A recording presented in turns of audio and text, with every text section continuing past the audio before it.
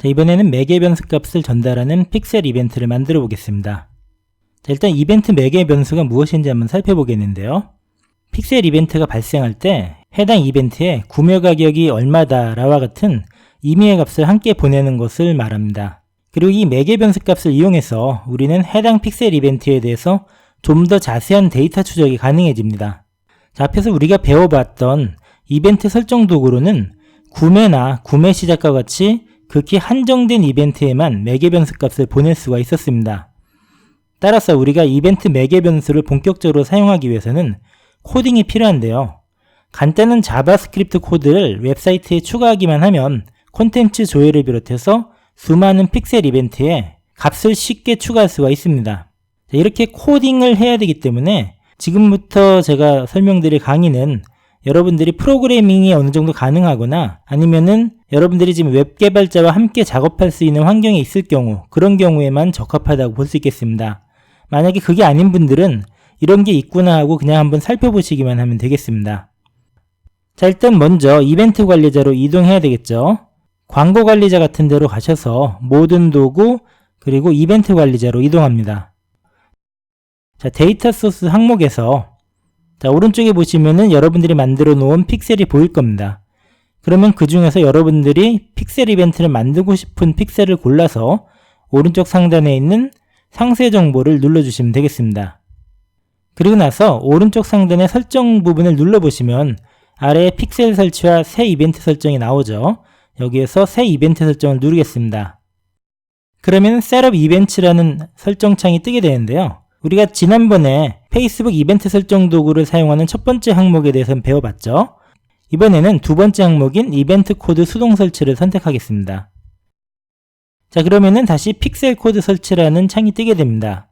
그 아래를 보시면은 추적하려는 이벤트를 추가하세요 라는 메뉴가 있고요. 자, 기본적으로 전자상거래 및 리테일이 선택되어 있고요. 그 아래를 보시면은 이 카테고리에 속하는 이벤트들이 쭉 나열되어 있는 것을 보실 수가 있습니다. 예를 들어서 콘텐츠 조회라든지 검색, 위시리스트 추가, 장바구니 담기 같은 것들은 그런 것이겠죠. 자, 그런데 전자상거래 및 리테일 외에도 다른 카테고리들이 있는데요. 자, 이 부분을 클릭해 보시면 아래에 여러 가지 카테고리 제목들이 나열되어 있는 것을 보실 수가 있습니다. 자, 여기에서 예를 들어서 교육을 선택해 보면 보시는 것처럼 아까의 전자상거래 및 리테일과는 다른 항목들이 나오는 것을 볼 수 있습니다. 자, 그러면은 다시 전자상거래 및 리테일 항목으로 이동해 보겠습니다. 자, 밑에를 보시면은 다양한 이벤트들이 미리 정리되어 있는데요.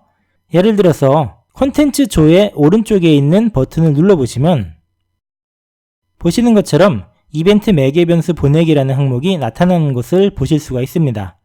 자, 상단에 보시면 두 개의 탭이 있는데요. 페이지를 읽어드릴 때 이벤트 추적하기와 인라인 행동에서 이벤트 추적하기라는 두 가지 항목이 있습니다. 근데 이 모두가 같은 기능입니다. 다만 차이점이 있다면 전자의 경우는 간단하게 페이지 자체에 코드를 그냥 심기만 하면 되는 형태고요. 후자의 경우에는 페이지를 구성하는 버튼이라든지 그 밖에 홈페이지를 구성하는 여러 가지 인터랙티브한 요소에 코드를 심는 방식이기 때문에 코드 자체가 조금 더 복잡해 보인다는 차이점이 있습니다. 하지만 웹 프로그래머들 입장에서 볼 때는 두 가지 다 간단한 프로그래밍이기 때문에 너무 이 부분에 대해서 신경 쓰지 않으셔도 되겠습니다. 일단은 기본 상태 그대로 놔둔 채로 계속 진행하도록 하겠습니다. 하단에 이벤트 매개 변수라는 항목을 보시면 그 아래에 전환값과 통화라는 항목이 있는 것을 보실 수가 있습니다. 자, 이 항목들은 지난번에 우리가 이벤트 설정 도구를 이용해서 구매 이벤트에 값을 지정한 적이 있었죠. 그때 봤던 거랑 똑같은 항목입니다. 자, 예를 들어서 전환값에 만을 입력하고 그 다음에 통화에 KRW를 입력하시면 자, 보시는 것처럼 하단에 자바스크립트 코드가 바뀌는 것을 보실 수가 있습니다. 자, value라는 항목 우측에 값이 들어가고요. 또한 currency라는 항목 우측에 통화 단위가 들어가는 것을 보실 수가 있는데요. 사실 이렇게 안 하고 그냥 이 코드를 그대로 타이핑해서 쳐넣어도 됩니다. 하지만 이 도구를 사용하면 일일이 코드를 타이핑하지 않아도 되니까 좀 더 쉽게 코드를 작성할 수가 있겠죠. 자, 그리고 코드 위쪽을 보시면 View Content라는 항목이 있는데요. 이것이 바로 콘텐츠 조회라고 하는 이벤트를 식별하는 키값이 되겠습니다. 자, 일단 여기에서는 더 이상 코드를 건드리지 말고 다시 상단에 있는 다른 매개 변수 추가 부분 한번 눌러보도록 하겠습니다. 자, 그러면 하단에 컨텐츠 ID와 컨텐츠 유형이라는 항목이 나오는 것을 보실 수가 있는데요. 자, 이것들을 하나씩 다 선택해 보도록 하겠습니다.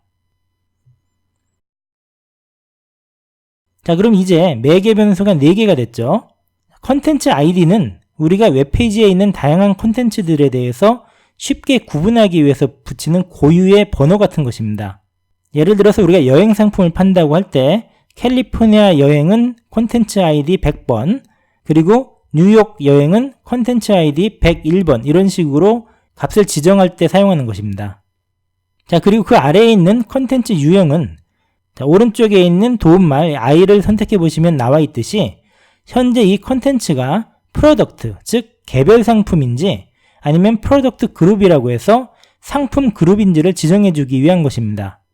자, 물론 그 아래 설명에 나와 있는 것처럼 항공편을 의미하는 플라이트라든지 호텔과 같이 회사에서 미리 정해놓은 키워드를 적어주셔도 됩니다.